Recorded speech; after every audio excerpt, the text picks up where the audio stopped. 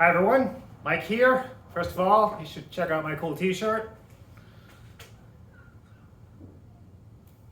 That's a quote from David Hume, one of my favorite philosophers, and it applies to all of philosophy. I think it's some good advice. You should keep that one in mind. So in today's video, I want to do a couple of things. I want to talk about the micro teach in the end of the semester, and I also am going to answer a few more of your questions. So first, for the micro teach, keep in mind the word micro. I'm not asking you to do some gigantic project. What I am asking you to do is to pick a decent amount of research and do that and then teach that to the rest of the class. The goal is to take a bunch of research that you do individually on your individual topic and shrink it down to an entertaining, interesting 5 minutes that you can show to your classmates who are doing a different topic than you are. Okay? So it's not really a super stressful assignment, but it is an assignment that you gotta think ahead. You have to start doing some prep. And so for 2 weeks from now, there'll be another nudge quiz where I'm gonna ask you, what's your research? So you need to start thinking about that right now, start doing some of the research. And if you picked your own topic and you're not sure what your research needs to be, contact me and I can help you out, okay? So you gotta start now and you gotta plan for a few weeks from now. That's week 7, that happens in week 7, okay? And then finally, I wanna answer a few more of your questions. So a nice, easy, practical one. How hard is it to get an A in my class? It's actually quite easy to get an A in my class. I'm a pretty easy grader. The only thing I am a little bit hard on is I expect you to do all the work. If you do all the work, you get an A or a B. Almost everyone who does all the work gets an A or a B. And so it's not super hard to get an A. Now, if you don't do some work, well then, obviously things go down from there. Someone asked me what I think about the COVID situation right now.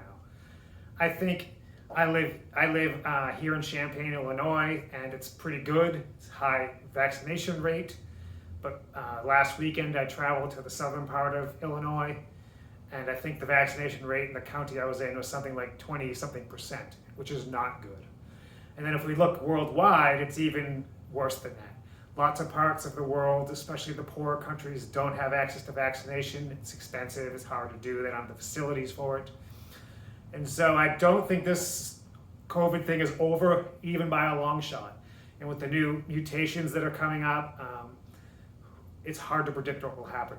So it's better, it's much better, obviously, than never leaving the house, being stuck and not being able to do anything at any time.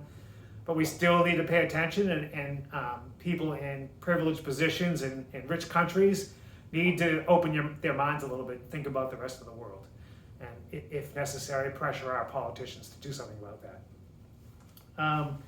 Someone asked me my favorite word in French, and bien sûr, c'est philosophie. C'est my mot préféré.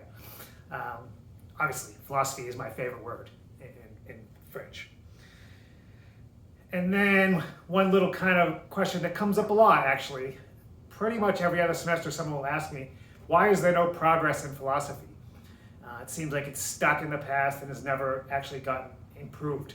And I have to say, I just think that's just absolutely wrong in every possible way. For example, most of you are living in a democracy.